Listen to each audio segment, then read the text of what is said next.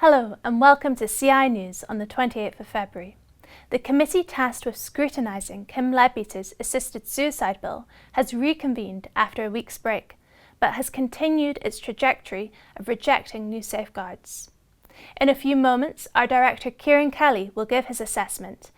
But first, the fact is that under this bill, very explicitly through the rejection of these, I think, very plainly written amendments, the fact is that under this bill you can be depressed and suicidal and still be regarded as having capacity to have an assisted death. You can be very marginalised, you can be a prisoner, you can be homeless and still be regarded as eligible. You can have been influenced or you can have been encouraged by others and still be eligible. You can do it because you feel a burden.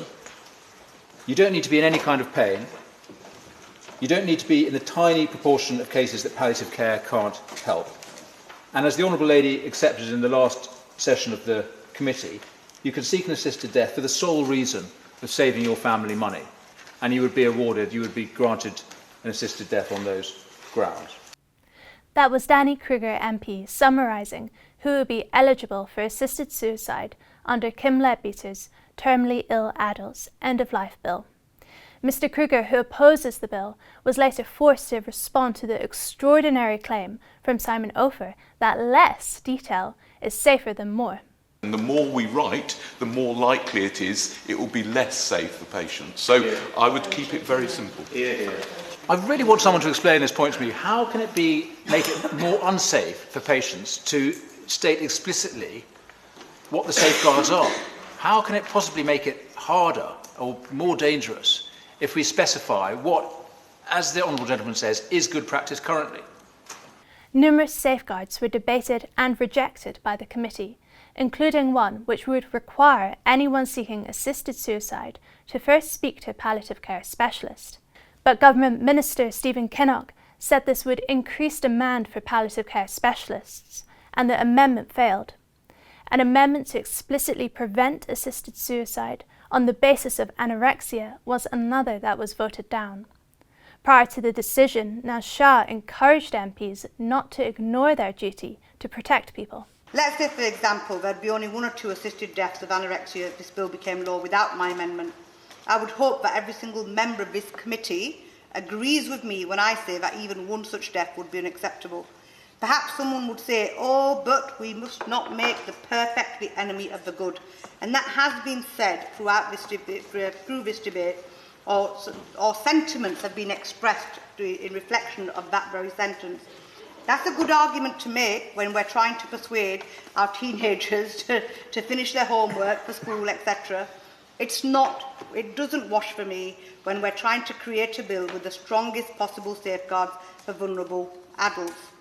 Kieran, this bill and the way it's been handled is really worrying. Yeah, you're right, Jenny. It's been a remarkable week, even for the low standards that we've already seen for this bill. I think everybody probably already knows that the MPs on the committee have been stacked for those in favour of the bill, that the witnesses that were called to give evidence have been heavily skewed towards those in favour of assisted suicide. But even knowing all of that, observers have been astonished by what's been happening. So far, every single proposal to introduce even the mildest safeguard has been rejected, pretty much all by a 15-8 vote margin. So exemptions for the homeless, rejected. Protections for those with eating disorders, rejected. Prohibition on encouraging or manipulating someone into assisted suicide, rejected. The requirement that there must be reasonable certainty for the 6-month diagnosis, rejected. A requirement for capacity to include the ability to understand key details, rejected. And as we just saw in one of those clips, the requirement to meet a palliative care consultant, also rejected. And that's just some of them, because there's more as well. And these are very mild, very reasonable amendments, but clearly for the MPs sitting on this committee, they're too much. And I think many of the MPs who are looking on will be unimpressed, and that includes some who will have voted for the bill at second reading. And so we need to keep working and keep praying for those concerns to turn into votes against this bill when it comes up again at third reading.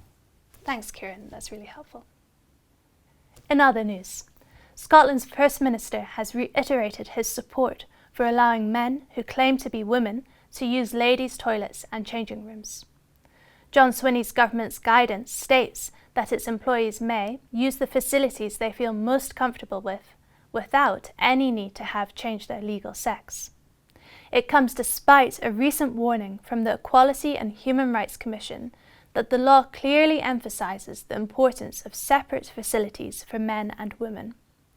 Staying in Scotland, the MSP behind its abortion censorship zones has confirmed that residents could be criminalised for certain modes of prayer inside their own homes. During an interview on BBC Scotcast, Gillian Mackay MSP admitted that the Abortion Services Act's ban on pro-life witness includes private dwellings within a 200-metre radius of an abortion centre. If you're standing at a window with your hands together in front of your face in that classic kind of, you know, that classic image of prayer, if you're standing at a window so people can see you, then could it be interpreted as an offence? That then depends on who's passing the window and whether anybody can. So he's not wrong, actually... is he, J.D. Vance? No, he's not wrong. He is wrong because if I don't know anyone that can pray loudly or performatively enough to be seen from outside their own house. And finally, a government-commissioned review has called for all degrading and violent online pornography to be banned. Baroness Gabby Burton, who led the review, said that content which is illegal to buy on the high street should also be illegal online.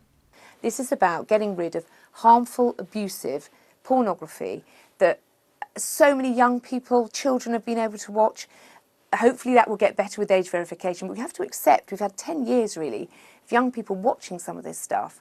And also, to be perfectly honest, whether you're 15 or 55, there is a great deal of content that just should not be allowed. The Christian Institute's director, Kieran Kelly, welcomed proposals, including a more significant role for the British Board of Film Classification, and steps to restrict websites' revenue streams. We and others have been calling for these precise measures for years.